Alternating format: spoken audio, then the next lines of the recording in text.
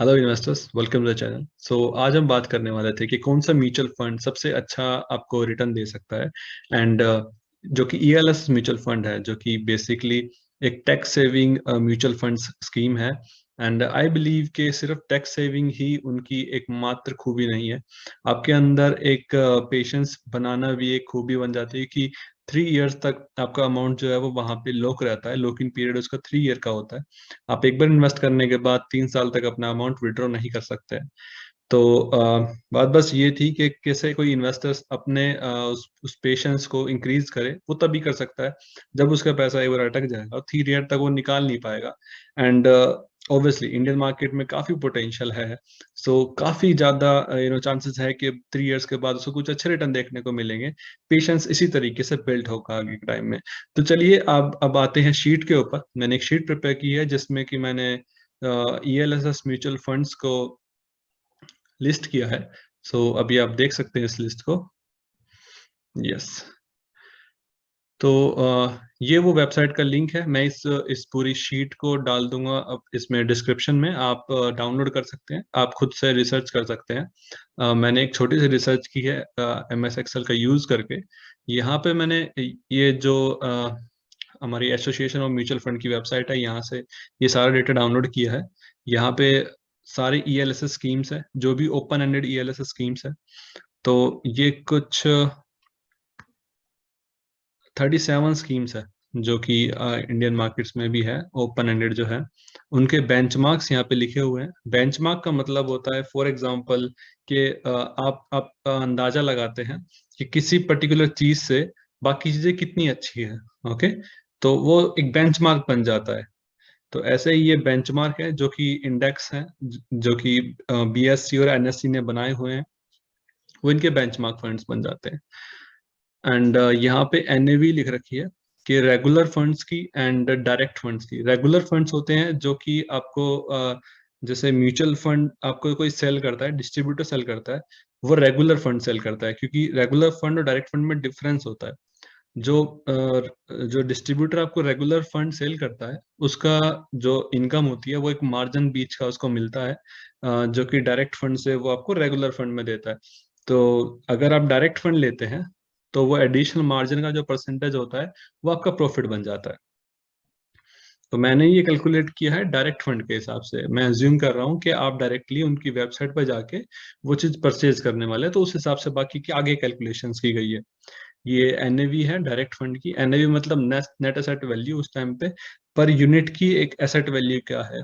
मतलब उस mutual fund ने जितनी भी उसके पास एसेट है उसकी मैनेजमेंट के अंदर, पर यूनिट के हिसाब से एक यूनिट की कितनी वैल्यू है वो यहाँ पे दिखाई गई है, एनएवी डायरेक्ट वैल्यू। एंड ये 1 ईयर का रिटर्न है। मेरा पूरा एनालिसिस 1 ईयर के बेसिस पे किया है कि सारे जितने भी ईएलएसएस फंड्स हैं ओपन एंडेड, उनने एक साल में कितना परफॉर्म किया है उसके हिसाब से यहाँ पे दिया गया है। ओके, तो मैंने इनको अल्फा के हिसाब से लगाए हुआ है। जिसका सबसे ज्यादा अल्फा है वो सबसे ऊपर है। अल्फा का मतलब होता है कि ये बेंचमार्क के रिटर्न्स हैं, एंड ये रिटर्न है उस स्कीम के द्वारा जनरेट किए गए। तो मैं चाहता हूं ऐसे फंड्स को देखना जिनने सबसे ज्यादा रिटर्न बनाए हैं इन कंपेरेटेबल टू बेंचमार्क। मतलब अल्फा निकाला जाता है आपकी स्कीम के बनाए हुए रिटर्न माइनस बेंचमार्क। वो अल्फा मतलब एडिशनल रिटर्न कितना जनरेट किया गया, वो अल्फा में दिखाया गया है। तो अल्फा में यहाँ पे मैंने उन्हीं स्कीम्स को आगे एनालाइज किया जिन्होंने एटलीस्ट 3% से ज्यादा का अल्फा जनरेट किया। क्योंकि इन स्कीम्स का जो एक्सपेंस रेशियो होता है वो 2-2.5% का तो होता ही है। तो आई डेंट वांट कि मैं एक ऐसी स्कीम को एनालाइज करूं जो कि बेंचमार्क के जितना ही रिटर्न बना रही है। मैं चाहता हूँ ऐसी ऐसी स्कीम्स को एनालाइज करना जो आपको बेंचमार्क का रिटर्न प्लस एक्सपेंस रेशियो से ज्यादा का रिटर्न जनरेट करके दे। काफी सारी स्कीम्स ऐसी भी है, ये नीचे की कुछ स्कीम्स है जिनका अल्फा नेगेटिव में है। मतलब वो अपने बेंचमार्क को बीट नहीं कर पा रही है। ये टोटल स्कीम्स हैं, 13 स्कीम्स ऐसी है जो कि अपने बेंचमार्क को भी बीट नहीं कर पा रही है। तो मैंने इनको आगे एनालाइज किया ही नहीं है। ओके, तो चलो आगे की एनालिसिस की बात करते हैं। यहाँ पे स्टैंडर्ड डिविएशंस है एंड इंडस्ट्री का एवरेज है। इनका बीटा है, बीटा का इंडस्ट्री का एवरेज है। स्टैंडर्ड डिविएशन क्या होता है कि कोई भी पर्टिकुलर चीज कितना मूव कर रही है। ओके, लेट्स अज्यूम के 10% तक रिटर्न बनाने के लिए उसने कितना परसेंटेज का अप डाउन मूवमेंट किया, वो एक स्टैंडर्ड डिविएशन होता है। एंड आपका बीटा होता है यहाँ पे फॉर एग्जांपल के बेंचमार्क अगर 1 रुपया मूव करता है तो आपका फंड जो है वो कितना मूव करता है, वो आपका बीटा होता है। ओके, तो यहाँ पे भी इंडस्ट्री एवरेज बीटा है and industry average standard deviation है। ये चारों चीजें मेरे को मनी कंट्रोल की वेबसाइट से मिली है। उसके बाद में इंटरेस्ट फ्री रिटर्न्स यहाँ पे लिखे हुए हैं। जो इंटरेस्ट फ्री रिटर्न जो रिटर्न्स है ये मैंने देखे हैं कि जो गवर्नमेंट बॉन्ड्स हैं, 10 ईयर गवर्नमेंट सिक्योरिटीज कितना रिटर्न दे रही है।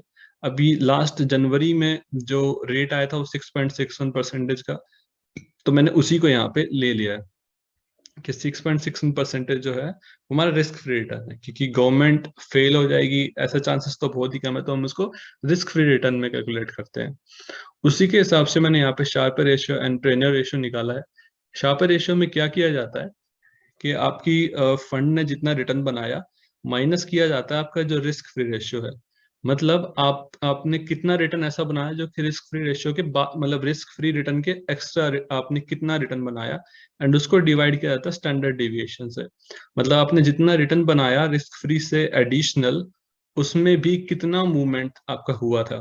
ओके, तो इस हिसाब से शार्पर रेशियो है। शार्पर रेशियो जितना कम होता है उतना अच्छा होता है। दैट मीन्स लेट्स अज्यूम कि आपने 100 फंड्स थे, उनमें से आपने सिलेक्ट किए हैं 5। अब आप 5 में से शॉर्ट लिस्ट करना चाहते हैं, तो शार्पर रेशियो इसका एक अच्छा एग्जाम्पल है। जो सबसे कम जिसका होगा मतलब उसके अंदर मूवमेंट काफी कम आएगी आपके आगे के रिटर्न जनरेट करने के लिए। एंड उसी उसी तरीके से ट्रेनियर रेशियो है। यहाँ पे क्या होता है कि पहले हमने स्टैंडर्ड डिविएशन से किया था, लेकिन इस बार जो डिवाइड किया जाता है वो बीटा से किया जाता है, ताकि हमें ये पता लग सके कि एक एक यूनिट की मूवमेंट कितनी होती है, तो उसके लिए बीटा होता है। तो सेम चीज है कि अगर आप समझ पाए कि 100 में से 10 निकाल लिया, अब आप चाहते हैं कि जिसकी कम से कम जब आपका इंडेक्स 10 रुपया 20 रुपया ऊपर नीचे हो, तो आपका फंड जो कि ज्यादा अच्छा रिटर्न दे रहा है आपके इंडेक्स से, मतलब उसकी सिलेक्शन जो है स्कीम सिलेक्शन में जो पोर्टफोलियो है वो काफी अच्छा है, एंड उसका बीटा भी इतना ज्यादा नहीं है, काफी स्टेबल फंड है। तो इस हिसाब से हम सिलेक्शन करेंगे। ओके, तो मैंने यहाँ पे देखा कि मैंने यहाँ पे कंडीशन फॉर्मेटिंग लगाई कि मेरे इंडस्ट्री एवरेज से कम जिसका स्टैंडर्ड डिविएशन है वो हाईलाइट हो जाए येलो कलर से। तो मेरे को 3 हाईलाइट मिले यहाँ पे। एक तो था ये आपका BOI AXA, एंड एक था पराग पारिक फंड, एंड एक ये है कोटक टैक्स सेवर फंड। तो ये 3 फंड थे जिनके स्टैंडर्ड डिविएशन जो है इंडस्ट्री एवरेज से कम है। ओके, एक्चुअली बड़ौदा ELSS का डेटा नहीं मिला था, क्योंकि इसका डेटा 3 इयर्स का अवेलेबल नहीं था।